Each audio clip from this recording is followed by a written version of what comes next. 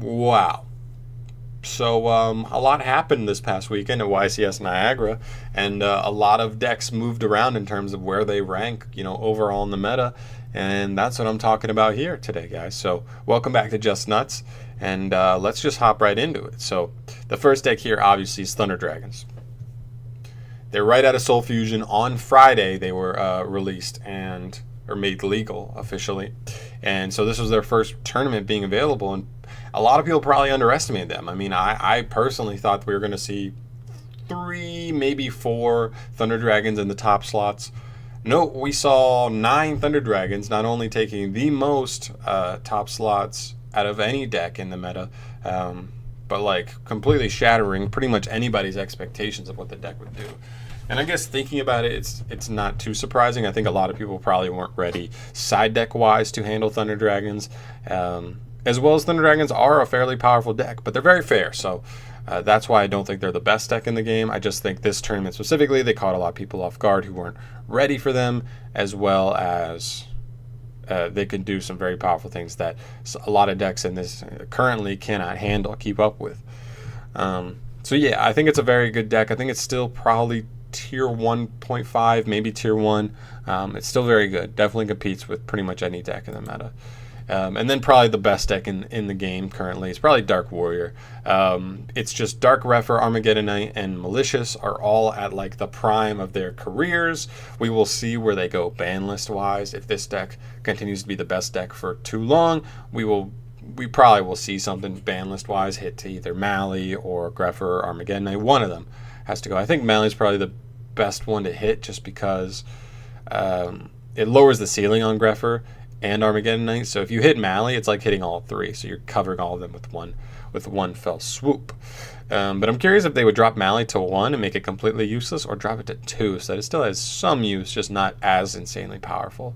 Still making these cards playable in a sense. So So Dark Warrior is probably the best deck in the game. They just can play through so many things, and they just have like a really high ceiling here. And then we have Danger FTK.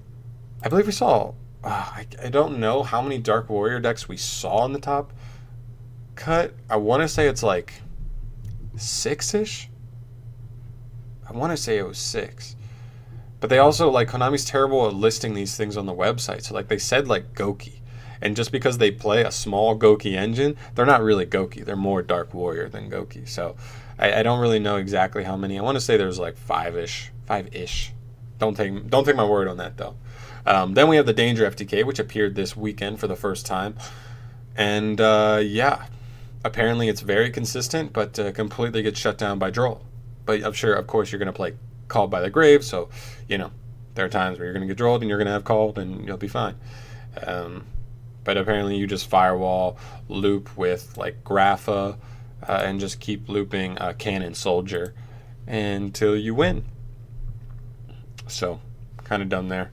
It's kind of cool to see that Dark Worlds are back in favor with Yu-Gi-Oh, but I just don't like that it's in the form of an FTK. I would have loved to just see a straight Danger Dark World, just powerful, like, board, breaking deck. That'd be really cool. But it's not, so what are you going to do? There, and then wondering on that, with the Dark Warrior deck probably being the best deck, what happened to Goki? Goki was considered the second best deck for so long, and Goki is still played in the Dark Warrior deck. It just seems to be the most optimal way is with a small Goki engine. We see like it was like 4 or 5. The guy Gabriel Vargas, who got first place at Niagara, he was playing Dark Warrior, and his deck was like 1 Super X, 1 Twist Cobra, 1 Headbat, 1 Octo Stretch, I think. Correct me if I'm wrong, but that's what I remember it being. So a really small Goki engine, but it is still a powerful engine that worth playing, especially, just used to make Isolde and get more advantage back and craziness. So still a really powerful engine. It just doesn't feel like a Goki deck anymore. It's a Dark Warrior deck with a Goki engine. Then we have Sky Strikers, who kind of fell off a little bit. And by a little bit, I mean a lot of it. I mean, back at the 200th YCSs, Sky Striker was taking like at least 50% of the slots in top cut. And now we see Sky Striker take 4 out of 32 slots. Man. And definitely a huge part of that is because of Thunder Dragons having a pretty good matchup against Sky Strikers. Just They summon monsters the Sky Strikers can't get over. If you go second with Sky Striker against Thunder Dragon and you can't add cards because of Colossus, you may not be able to play the game. You may just straight lose. So those are like big factors there. Then we have Burning Abyss, which actually had 3 top slots this weekend, which I'm really happy about because Burning Abyss is my favorite of the top of like all decks that are like meta relevant. This is my favorite deck by far, and I think it's just really cool, like how fluid a lot of the cards are and like getting out of the hand and stuff. Really good with that, and just overall they just pretty much make Boral Sword or drop like Orbital Hydralander and BLS or Dark Arm Dragon, whichever. There, and what's really cool is that people are playing the Danger engine in this deck now. You usually play like you're playing like Jackalope and Tsuchinoko now, which is really, really cool because they can generate you so much advantage. Especially like you get the advantage of the card you discard for their effect, you get to special them, and you get to draw a card. Obviously, if your opponent misses, going under the pretense that that is what happens, but they most likely will. There. Anyway, so really happy that Burning Abyss, they had 3 slots. Yeah, 3. And then we saw 1 Swap Frog in top cut, but he made it all the way to top 4, which is really cool. So really encouraging there for Frog players that they can go to high, rankings in the tournaments. They just need to see more play. I think overall the deck is just like a solid stun deck. It and Altergeist are probably pretty close in what they can do ceiling wise. And yeah, I just think it's a good stun deck. It is what it is. Like, we know Paleos. The only new thing was, like, we saw the guy who topped play 3 Trap Trick, the new trap card that can, like, just set any trap card from your deck, and it's activatable that turn. So, searches any stun card you want in your entire deck, which is pretty cool. Anyway, just like I said, Altergeist kind of sit right here, the same spot. 1 Frog, but they made it to top 4. 2 Altergeist, but I don't think either of them made it too far in top cut. I'm pretty sure there were a decent amount of Altergeist players too, and I think they were coming out because of Thunder Dragon, because apparently Altergeist have a fairly good matchup against Thunder Dragon. I don't think it's too incredibly favorable for Altergeist. I think it's good. It's definitely a good matchup, but I think it's more like 2/3 Altergeist, 1/3 Thunder Dragon in terms of like how the split probably goes. But it's definitely still winnable for Thunder Dragon. It's not an auto win. Just so if you're an Altergeist player, do not consider that matchup an auto win, or you will get stunned sometimes when you lose. So just don't consider it. Don't take it for granted. We saw 1 Pendulum player make top cut, which is really, really cool to see. He was playing a 40 card version, not a 60 card variant, which is also cool to see, just because really like pens have been like off the map for a minute, and the only really variants we'd seen are like Triff variants, which are like 60 card builds, and I don't think that's optimal. I agree with 40 cards. I think 40 cards are the way to go. And yeah, he said just like, apparently the guy in his deck profile said like 1 negate and Sky Strikers just like cannot play through it a lot of the time. Like 1 negate and that's enough to just like hinder them enough. Unless they open like the nuts, like 2 engage or something, you just negate the first engage. But and most of the time you can play more than 1 negate with pens. So that's like a suboptimal board is like 1 negate, but Sky Strikers still struggle to play through it there. So that's what's really good there. Then we have Trick Stars, which had 1 top spot. I believe it was a Trick Star Mech Knight build, specifically not Sky Striker. So I don't think they played a small like Hornet Drone, engage engine.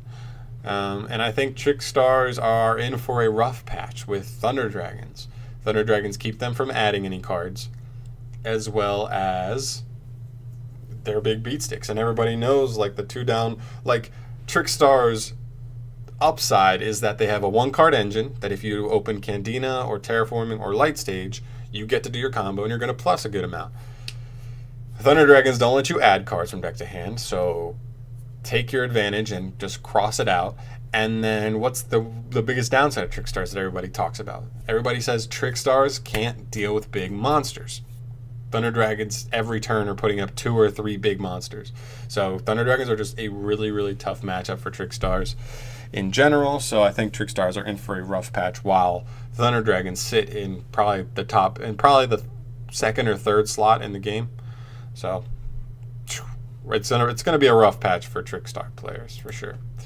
Then we have invoked Mech Knights, which we saw no top slots go to in this tournament. We did see a few in the 200th YCSs, but none this time around. I still think it's a decent deck. It is another control deck with some OTK potential with the Mech Knights being spiced in, but overall, I think it'll sit in like the same spot it's been in for a while. It's not top 5, but it's probably in that 6 to 10 top decks, and it can take a top slot here and there, but overall, it just can't keep up with what the meta can do.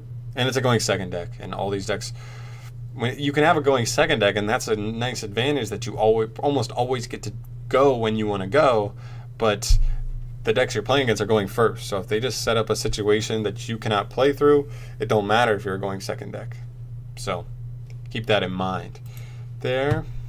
Then we have True Draco, which I think a lot of people expected True Draco to do more than what they did this past weekend with no top slots. No top cut slots, I should say. And I think it's large in part due to Thunder Dragons. Again, Thunder Dragons just have really good matchups against certain decks and some okay matchups against other decks. This is one of the decks they just completely dominate because True Draco is like pretty much like only built in outs to cards like the Thunder Dragon fusions is like tributing their trap cards to pop them. And as we all know, the Thunder Dragon fusions protect themselves from destruction. So if your only out is destruction, they just will keep protecting themselves, and you may not have the resources to out them enough times to until they run out of materials engraved to keep banishing to protect. So just the fact that they can only really out with that, and their monsters are bigger than all of the True Draco monsters, is rough. Because you can't beat them by battle, you can't beat them by destruction. What other ways do Draco have of doing that? Maybe if you play Stormforth and you draw your one Stormforth, you can out one of them, and they just put up a new one every turn. So like Thunder Dragon just feels like almost an impossible matchup for Dracos. Then we have Spirals. We actually saw one Spiral Danger in top cut at Niagara, which is cool to see that there was one guy kind of pulling it out, and it was a cool build, really interesting build. I don't think this is like oh my god, Spirals are back.